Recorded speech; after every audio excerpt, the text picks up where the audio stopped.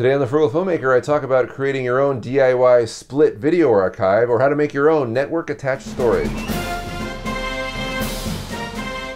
So a while ago I posted a video about how to archive your videos to Blu-ray discs, and in the comments of that video several people said, hey, have you ever tried an NAS or network attached storage? Well, I'd never even heard of an NAS, so I went looking around and found out that an NAS is just a big box you connect to your computer via USB, and inside that box are 2 or more drives ideally. The idea is that you copy your footage to one drive and it's automatically mirrored to the other drive, and if either of those drives ever go bad, you pull out the bad drive, replace it, and the contents are automatically rebuilt from the drive that didn't fail. Now this is a great idea, but a couple things I didn't like about the NAS setup was, one, it was kind of expensive, and second, I didn't like the idea that all your drives were in such close proximity that if you ever had a catastrophic event happen in the room the NAS was stored in, like fire, flood, or theft, you would lose everything. So I had the not exactly original idea of, hey, what if I got 2 external drives and separated them or split them across a home network? So that's what I did, and here's how I did it. The first thing I did was buy a pair of these. These are Seagate expansion drives. They're USB 3.0, 5 terabytes in size, so there's room to grow there. And they were only $120 a piece. I got them on sale. If you're curious about this exact model, I'll leave a link below in the description. Once I had that attached to my computer, I then took all these other little drives that I had laying around that I had accumulated all of my footage on. These 500 gigabyte, 1 terabyte drives. I attached them individually to my computer and then copied them all to the main archive. I had about 4 or 5 of those. And once that was done, I then took the other Seagate drive and I copied everything from the main archive to this backup archive, exact same drive.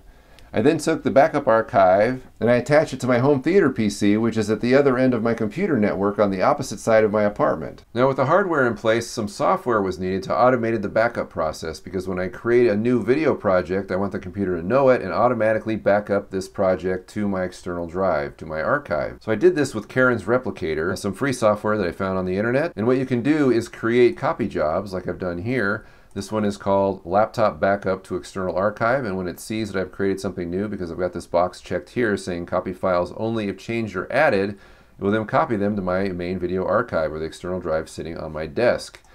Now you can run this at any time of day per your settings, or you can run it manually. I'll run it manually so you can see it working right there. And it does exactly that. It's checking my video projects folder for any changes. I also wanted the same thing for my external drive, and in that case I'm using BV-Cup 2, which is actually backup to, but the A is changed to a V. It does the same thing. It checks for changes on my one drive, and then it will copy them to my other drive, the one attached to my home theater PC. I can also run this at any time of day. But the one thing I like about BV-Cup 2 is that it's really, really fast, and that is great when copying over a network, because copying over a network is slower than if the drives were connected via USB 3.0. So I want all the speed I can get. Another cool thing is you just saw that Karen's Replicator just finished checking my video projects folder. But BV-Cup will be a lot faster than that, because once the drive comes up to speed, it's automatic. It's like done in 2 seconds, checking to see if there's any new files. Why? Because the last time it did this, it took a digital snapshot of the drive, and so it compares itself against that automatically, and if there's nothing new, it knows it in like 2 seconds. It's amazing. So Karen's Replicator is free. BV-Cup 2 costs $20. I'm leaving links below in the description so you can further check out these programs to see if you want to use them. But both of these programs running in tandem with the split archive give me a lot of peace of mind. Now I realize not everyone is going to have a home network to do this with, but you might be able to create a network out of, say, old computers you have laying around. If you got an old laptop with wireless access, put that in another room of your house, plug your external drive into that, and that can be your network. Or you can even get wireless routers that have USB ports. But even if you don't have a network anything, you can still employ the split archive idea. Just separate those 2 drives. Don't put them on top of each other, don't put them next to each other. Put them as far apart as possible. Put them on both ends of your desk. Put one high on a shelf. Put one under your desk. Put one across the room. Whatever, just get them away from each other. Some people even go to the extreme of taking one of the drives off-site, like to a friend's house or safety deposit box or whatever.